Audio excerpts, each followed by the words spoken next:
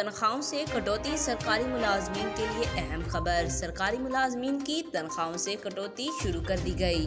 تنخواہ سے ماہانہ 362.5 روپے اور سالانہ تنخواہ 4,350 روپے کٹوتی ہو گئی۔ تفصیلات کے مطابق صحت سہولت پروگرام کے لیے سرکاری ملازمین کی تنخواہ سے کٹوتی شروع کر دی گئی اور نوٹیفیکیشن بھی جاری کر دیا گیا ہے۔ نوٹیفیکیشن میں کہا گیا ہے کہ سرکاری ملازمین کی تنخواہ سے 362.5 روپے فی کس ماہانہ کٹوتی اور سالانہ تنخواہ سے 4,350 روپے کٹوتی ہو گئی۔